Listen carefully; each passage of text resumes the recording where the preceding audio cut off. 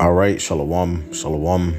First and foremost, I want to give all praises, honor, and glory to Yahweh, Bahashem, Yahweh Shai, Bahashem, Achachwadash, and double honors to the elder apostles of Great Millstone and citations to the elect. This is the brother lawyer from Great Millstone, Miami. And what I want to go into in this lesson, man, is going to be about the spirit of covetousness. The brother Benji on his channel just a few hours ago did a lesson entitled "We're Not Missing Out. We're not missing out. We're investing." Okay, and in this lesson, he pretty much goes in partially on on that spirit, of how the world teaches, in order for you to be considered successful or to be a real man, you have to go and chase material things and have material possessions, which, granted, of course, we in hell, and, we still got to do what we got to do to make it by, but our identity and self-worth as men and even as women in the faith, who believe in Yahweh Bashem Yahweh Shai, is not in the pursuit of material things, man. Okay, and that notion, that disposition, is really the spirit of covetousness, which is something that Yahweh Bashem Yahweh Shai warned us about. Okay, all right, and that's basically exposed in the scriptures multiple times. All right, matter of fact, I'm gonna start here, okay, with Ecclesiastes chapter 2, okay, and verse 1, right? It says, "I said in mine heart, go to now," and this is King Solomon speaking, right? It says, "I said in mine heart, go to now, I will prove thee with mirth, therefore enjoy pleasure, and behold, this also is vanity." Right? So, that party and live it up spirit, go smash as many women as possible, and, go drink and party and hee hee ha ha all the time is vanity. Okay. All right. It says, "I said of laughter, it is mad, and of mirth, what doeth it?" Okay. So there you go. Again, it's at the end of the day, what's the profit, right? It says, "I sought in mine heart to give myself unto wine, yet acquainting mine heart with wisdom, and to lay hold on folly, till I might see what was that good for the sons of men, which they should do under the heaven all the days of their life." So King Solomon is basically saying that he did an experiment, to see, okay, what was the meaning of life? What should it be the thing, all right, that the sons of men should be occupying themselves and focusing on foremost in their life while they live their days on earth. Okay. All right. It says, "I made me great works." So this is where he begins talking about his carnal achievements, right? "I made me great works, different architectural structures, and I builded me houses. I planted vineyards. I made me gardens and orchards. And I planted trees in them of all kinds of fruit. I made me pools of water, to water therewith the wood that bringeth forth trees. I got me servants and maidens, and had servants born in mine house. Also I had great possessions of great and small cattle, above all that were that were in Jerusalem before me. I gathered me also silver and gold, and the peculiar treasure of kings and of the provinces. I got me men singers and women singers, and the delights of the sons of men as musical instruments, and that of all sorts. So I was great and increased more than all that were before me in Jerusalem. Also my wisdom remained with me." So King Solomon had all these great possessions and accomplishments, right? Okay. All right. Servants and women and all type of mansions and houses and pools of water, jacuzzi, Jake be having the jacuzzi with the water fountain, all type of riches and treasures. It says, "And whatsoever mine eyes desired, I kept not from them, and I withheld not my heart from any joy, for my heart rejoiced in all my labor, and this was my portion of all my labor. Then I looked on all the works that my hands had wrought, and on the labor that I had labored to do, and behold, all was vanity and vexation of spirit, and there was no profit under the sun. So it was all ultimately meaningless, man. Okay, because after you die, nobody is going to remember your works, man. And all the things that, you pursue after in this world will perish. Okay, eventually. All right. The scriptures talk about how the fashion of this world passeth away. Okay. Right. Verse 12, it says, and I turned myself to behold wisdom and madness and folly. For what can a man do that cometh after the king, even that which hath already been done? Okay. All right. So pursuing all these material accomplishments and wealth and success of this world, man, is vanity, man. You ain't doing nothing prolific or groundbreaking that somebody else ain't already done or attempted to do. Okay. All right. It says, then I saw that wisdom excelleth folly as far as light excelleth darkness. Which that's the point. Matter of fact, that's the point right there. Therefore, then I saw that wisdom excelleth folly as far as light excelleth darkness, right? And what's wisdom? Okay, wisdom begins with the fear of the Lord, man. All right. And that's really the point and purpose of life, man, to fear the Most High and keep his commandments. All right. Our duty, okay, is to serve Yahweh Shai and fear him. That's what makes us successful. Okay, which that it goes into that in the book of Joshua. Okay, keeping the commandments of the Lord. Okay.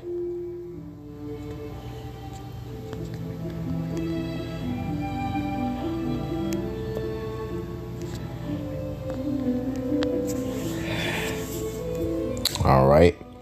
This is Joshua chapter 1:8. It says, this book of the law shall not depart out of thy mouth, but thou shalt meditate therein day and night, that thou mayest observe to do all according to all that is written therein. For then thou shalt make thy way prosperous, and then thou shalt have good success. All right. So success begins with following Yahweh Shai and doing as he has commanded us, man, to the best of our capabilities, man. That's the purpose of life, man. You got all these different social media influencers and these people of this world that just preach that doctrine of just material gain. You're nobody, or you haven't accomplished anything or done anything significant. You're not a real man if you haven't, got this possession, or this many cars, or got a house at this age, or done this and that, or have this much money, or, which it's nothing wrong with having these things, man. Okay. But to root our identity in those things is wrong. Okay. And Yahweh Shai spoke against that, man. Okay. Yahweh Shai said, take heed. Okay. All right. This is Luke chapter 12, verse 15. It says, and he said unto them, take heed and beware of covetousness, for a man's life consisteth not in the abundance of the things which he possesseth, man. Yahweh Shai told us, man, not to be in that spirit of covetousness, man, which it can creep up on you, as you get older, and you draw, closer and closer to death, you begin to that spirit of mortality, like the brother Benji was going into, starts to creep up. Well, you've been here so long. What have you accomplished? You don't have a career. You don't have this. You don't have that. You haven't done this or that yet. Okay, which ultimately our lives are in the hand of the Lord. First of all, okay, our life is as a vapor. It appeareth for a moment and vanisheth away. Okay, the Lord is in control. All right, so whatever we do and don't do is all according to the will of Yahweh Shai. And the Lord already told us, man, that we have to forsake our lives here, man. And all those who forsake their lives will receive 100-fold, man. Okay. And that's where our hearts are set on, man. But in order to get there and to get that point of accomplishment and success in righteousness, we have to abide in the fear of the Lord now, man. Okay, I just wanted to say that. That was just on my spirit. It kind of all just came out, you know. But anyway, you know, the word covetousness, man, it means a greedy desire to have more. Okay, basically not satisfied. Okay, not content. Okay, which we have to be content in this truth, man. Okay, again, that doesn't mean that we can't, you know, do certain things to make our situation better, or, to manage our situation. If you need to get you a new car, get it. If you need to, you know what I'm saying, do something, take care of your family, do it. Okay. But it shouldn't be in the spirit of covetousness, man. Not being content and thankful for what we already have. Okay. All right. And thinking that those things make us or break us, man, when it really doesn't. Okay. All right. Covetousness, avarice. Okay. All right. And so Yahushua told us, man, that's not what life is about, man. Going and chasing material things. Okay. Life is about serving Yahweh Bashem Yahushai. Okay. Life is about seeking the Lord, fearing the Most High, keeping the faith. If you do those things, that's when you're successful. Okay. But following after the things of the world, that's not successful, man. Matter of fact, that's a failure because you've been overcome. Okay. By lust. Okay. Let's go to Hebrews. Okay. Hebrews 13. And,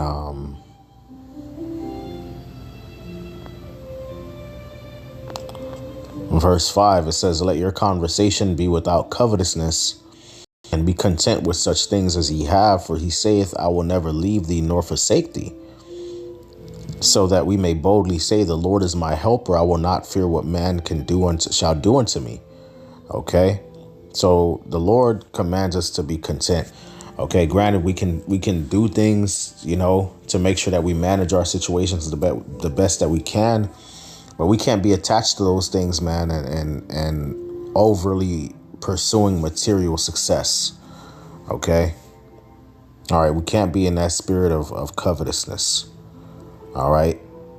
You can't be in the spirit of chasing the bag or thinking that we're better or worse because we don't have certain things, man. All right.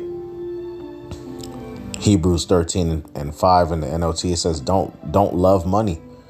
Be satisfied with what you have, for Yahweh hath said, I will never leave thee, never fail thee, and I will never abandon you. Okay. All right. And that's, people in this world, man, the reason why they pursue those things is because they don't trust the Lord, man. They trust in material things. They believe if they have material things and material possessions and wealth, that will protect them. Okay. And safeguard them against the troubles of life.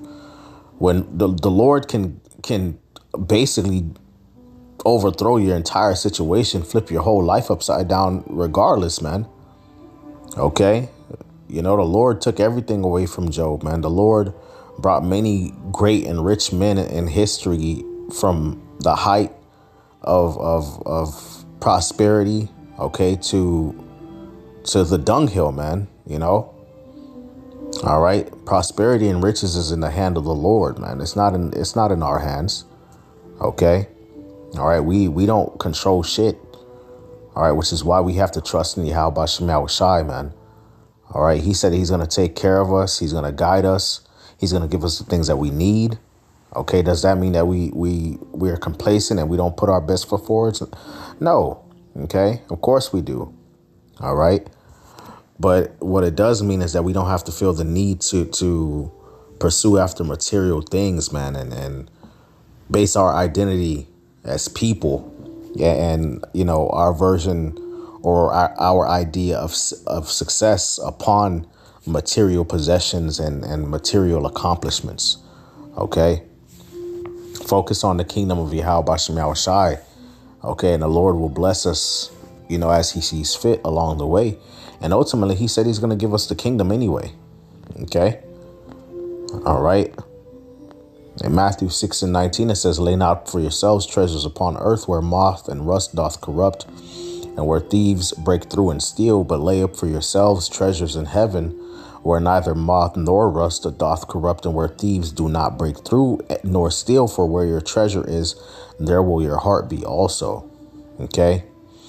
All right. So look, that's plain and simple, man. We're not here trying to keep up with the Joneses. We're not here trying to, chase the bag. Okay. All right. We're not here to base our self-worth, our identity, our manhood, okay, on material success and accomplishments and possessions. Okay, that's not what we're here to focus on, and none of those things are really truly the true essence of manhood. Okay, all right. The true essence of manhood, again, is the fear of Yahweh Bashem Yahushai, man. Okay, walking in the spirit, that's the true essence of manhood. Mortifying the flesh, that's the true essence of manhood. Okay, serving Yahweh Bashem Yahushai, that's the true essence of manhood. All right, and whether you be rich or poor or have more or less, as long as you walk in the faith of Yahweh Bashem Yahushai and his favor remains upon you, that's the success, all the success you need, man. Okay, because the Lord already promised everything for us in return of our obedience. Okay. All right. So if we focus on Yahweh Bashem Yahushai, he's going to bless us with everything, man. And nobody can take away those success. Nobody's going to be able to take that away from us. In this world, you get, material gain and cars and women and money. Okay. And all these things, and something can happen that can just completely ruins that whole situation for you. You might get an infirmity. You know what I'm saying? You might catch a disease. Something might happen in your relationships, something, you know what I'm saying? But if you focus on Yahweh Bashem Yahushai, the Lord is not unrighteous, man. If you serve him in truth and sincerity and in the fear of the Lord, he's going to bless you, man. And nobody's going to be able to take that away from you. All right. The scriptures talk about how we have an inheritance uncorruptible and undefiled, man, in the heavens waiting for us. Okay. And how we have a kingdom that shall not pass away, being prepared for us. All right. And it's going to super exceed everything that this world has to offer, man. Okay. The first shall be last and the last shall be first. We're going to be kings and priests and rulers on the earth, man. Okay. And the Lord is going to glorify us. And that's what we ought to focus on, man. Okay. So with that, I just want to give all praises and honor and glory to Yahweh Bashem Yahushai, Bahashem Chachwadash, double honors to the elder apostles of Great Millstone, and salutations to the elect. Shalom.